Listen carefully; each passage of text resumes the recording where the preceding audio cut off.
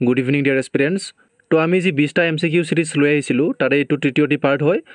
তো আশা কৰোঁ তোমালোকে প্ৰথম আৰু দ্বিতীয় পাৰ্টটো চাইছা, আৰু যদি চোৱা নাই তোমালোকে ডেছক্ৰিপশ্যনত সিৰিজটোৰ লিংকটো দিয়া আছে, তাতে গৈ ক্লিক কৰিবা।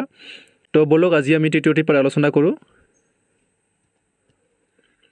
তো বলক আমি প্ৰথম কুৱেশ্যনটোৰ ফালে আগবাঢ়োঁ।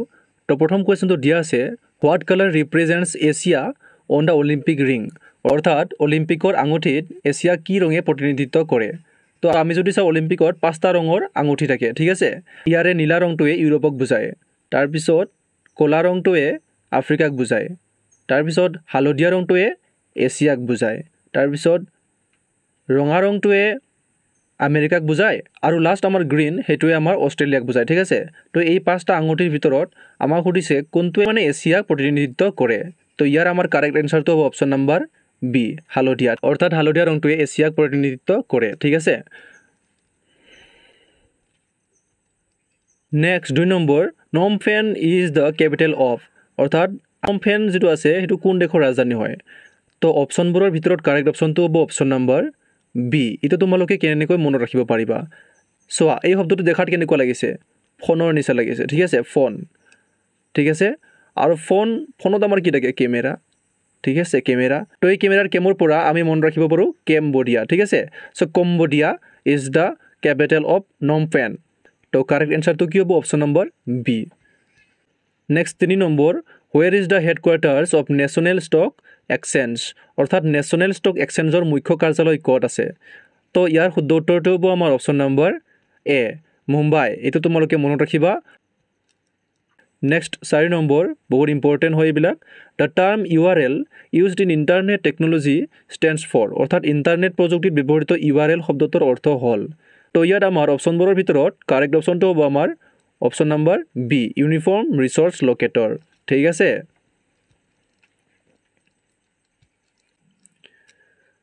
Next 5 number, which river crosses the equator twice, অৰ্থাৎ কোনখন নদীয়ে বিষুৱ ৰেখাত দুবাৰকৈ পাৰ হয়, ঠিক আছে। তো তোমালোকে এই মেপটো চাব পাৰা। ইয়াত আমি যদি চাওঁ এই নদীখনে বিষুৱ ৰেখাক দুবাৰকৈ পাৰ কৰিছে। তো ইয়াত আমাৰ শুদ্ধ উত্তৰটো হ'ব কোনটো, অপশ্যন নম্বৰ চি, যাৰ অৰ্থাৎ কংগো, এই কংগো নদীখনে বিষুৱ ৰেখাক দুবাৰকৈ পাৰ কৰে, অ'কে। এইটো তোমালোকে মনত ৰাখিবা, বহুত ইম্পৰ্টেণ্ট হয় এইটো। Next 6 number, the Satpura range is situated between 2 rivers they are, অৰ্থাৎ সাতপুৰা পৰ্বত দুখন নদীৰ মাজত অৱস্থিত হয়। এইবোৰ হ'ল, তো তোমালোকে এইটো মেপটো ভালদৰে চোৱা। তো ইয়াত তোমালোকে দেখা পাবা সাতপুৰা পৰ্বত যিখন আছে, ঠিক আছে, সেই পৰ্বতখন এই নদী দুটাৰ মাজত আছে, আৰু এই নদী দুখন কি, নৰ্মদা এণ্ড তাপি। তো আমাৰ কাৰেক্ট এনচাৰটো হ'ব কি, option number B, Narmada and Tapi, ঠিক আছে। Next 7 number, which of the following gets reduced in a diabetic patient, অৰ্থাৎ ডায়েবেটিছ ৰোগৰ ক্ষেত্ৰত তলৰ কণ্ঠ হ্ৰাস পায়। তো আমাৰ ডায়েবেটিছ ৰোগ হ'লে আমাৰ শৰীৰৰ ভিতৰত ইনচুলিন হ্ৰাস পায়, ঠিক আছে। এইটো তোমালোকে মনত ৰাখিবা। Next 8 number, how many players are there on each side in rugby football, অৰ্থাৎ ৰাগবী ফুটবলত প্ৰতিটো পক্ষত কিমানজন খেলুৱৈ থাকে। তো আমাৰ ইয়াৰ কাৰেক্ট এনচাৰটো হ'ব আমাৰ অপশ্যন নম্বৰ বি, 15জনকৈ খেলুৱৈ থাকে প্ৰতিটো পক্ষত, ইটছ টিম, ঠিক আছে, ইটছ টিম, প্ৰতিটো টিমত। Next 10 number, which one of the following is a south bank tributary of Brahmaputra, অৰ্থাৎ তলৰ কণ্ঠ ব্ৰহ্মপুত্ৰৰ দক্ষিণ পাৰৰ উপনৈ। তো ইয়াৰ আমাৰ শুদ্ধ উত্তৰটো হ'ব আমাৰ অপশ্যন নম্বৰ ডি, কুলসী নদী ইয়াৰ দক্ষিণ পাৰৰ উপনৈ। বাকী বেকী, মহানদী আৰু মানা এইবিলাক হ'ল ব্ৰহ্মপুত্ৰৰ উত্তৰ পাৰৰ, অৰ্থাৎ নৰ্থ বেংক ট্ৰিবিউটৰী, উত্তৰ পাৰৰ উপনদী। নেক্সট 11 নম্বৰ, এইটো বহুত ইম্পৰ্টেণ্ট প্ৰশ্ন হয়, ঠিক আছে। Kaji nemu has been declared as the national fruit of Assam on, কোন তাৰিখে কাজি নেমুক অসমৰ জাতীয় ফল হিচাপে ঘোষণা কৰা হয়। ইয়াত আমাৰ শুদ্ধ উত্তৰটো হ'ব আমাৰ অপশ্যন নম্বৰ বি, 12 ফেব্ৰুৱাৰী 2024, ঠিক আছে। এইটো তোমালোকে মনত ৰাখিবা, নোট কৰি ৰাখিবা। Next 12 number, where is the Brahmaputra cracker and polymer limited industry located, অৰ্থাৎ ব্ৰহ্মপুত্ৰ ক্ৰেকাৰ আৰু পলিমাৰ লিমিটেড উদ্যোগ ক'ত অৱস্থিত। ইয়াত আমাৰ শুদ্ধ উত্তৰটো হ'ব অপশ্যন নম্বৰ বি, লেপেটকাটাত এই ব্ৰহ্মপুত্ৰ ক্ৰেকাৰ আৰু পলিমাৰ লিমিটেড যিটো আছে সেই উদ্যোগটো অৱস্থিত, okay. Next 13 number, where is the archaeological site Deopahar located, অৰ্থাৎ প্ৰত্নতাত্ত্বিক স্থান দেওপাহাৰ ক'ত অৱস্থিত। ইয়াৰ শুদ্ধ উত্তৰটো হ'ব অপশ্যন ডি, ঠিক আছে, নুমলীগড়ত আমাৰ এই দেওপাহাৰ অৱস্থিত।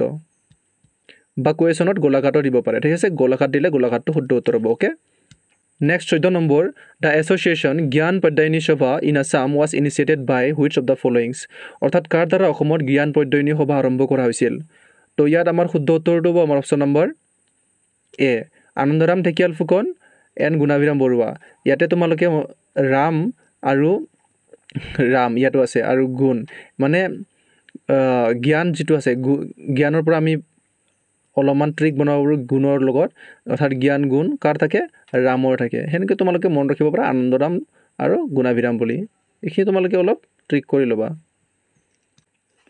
Next 15 number Gumrag dance form is associated with which of the following অৰ্থাৎ গুমৰাগ নৃত্য তলৰ কোনটোৰ লগত জড়িত তো ইয়াত আমাৰ অপশ্যনবোৰৰ ভিতৰত কাৰেক্ট অপশ্যনটো হ'ব অপশ্যন নম্বৰ ডি মিচিঙৰ লগত জড়িত ঠিক আছে মিচিংসকলে গুমৰাগ ডান্স কৰে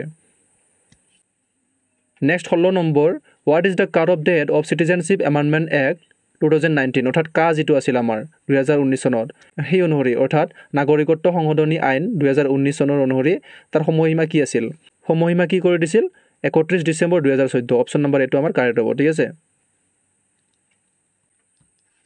next 17 number which king conducted the first organised population census in Assam অৰ্থাৎ কোনজন ৰজাই অসমৰ প্ৰথম সংগঠিত জনগণনা কৰিছিল তো জনগণনা মানে লোকপিয়ল প্ৰথম লোকপিয়ল কোনে কৰিছিল সেইটো হ'ব আমাৰ অপশ্যন নম্বৰ বি চুহুংমুঙে প্ৰথম লোকপিয়ল বা জনগণনা কৰিছিল ঠিক আছে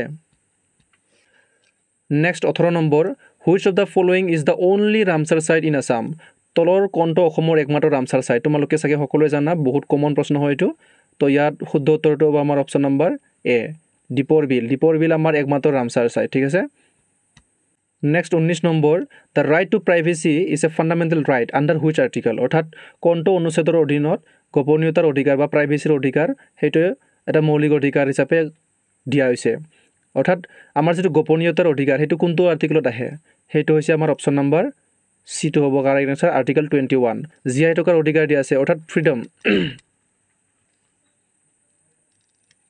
ঠিক আছে ফ্ৰীডম স্বাধীনতা আমাৰ 19 ৰ পৰা 22 লৈকে আছে কি ৰাইট টু ফ্ৰীডম তো এই তাৰ ভিতৰতে আমাৰ এই 21 নম্বৰ যেটো আছে তাতে আছে আমাৰ কি জীয়াই থকাৰ অধিকাৰ বা প্ৰাইভেচিৰ অধিকাৰ এইবিলাক সব আছে সো আমাৰ এনসাৰটো কি হ'ব অপশ্যন নম্বৰ সিটো হ'ব কাৰেক্ট আনসাৰ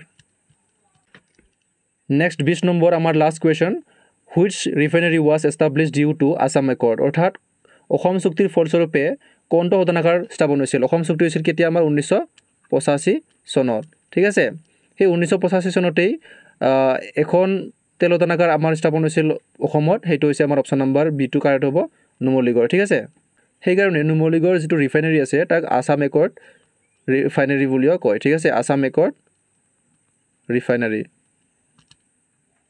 ঠিক আছে তো তোমালোকে আজি 20টা এমসিকিউৰ ভিতৰত কেইটা কাৰেক্ট কৰিব পাৰিলা এইটো কমেন্ট কৰি জনাবা আৰু বন্ধু বান্ধৱীৰ লগত শেয়াৰ কৰিবা ভিডিঅ'বোৰ আৰু চেনেলটো সাবস্ক্ৰাইব কৰি লবা যাতে নেক্সট ভিডিঅ নটিফিকেশনবোৰ তোমালোকে পাই থকা নেক্সট আকৌ কাইলৈ সন্ধিয়া 7:30 বজাত লগ পোৱাৰ আশাৰে আজি আমি এইখিনিতে সামৰিলো তো ভিডিঅ'টো শেষলৈকে চাবৰ বাবে আপোনালোকক অশেষ ধন্যবাদ থাকিল থ্যাংক ইউ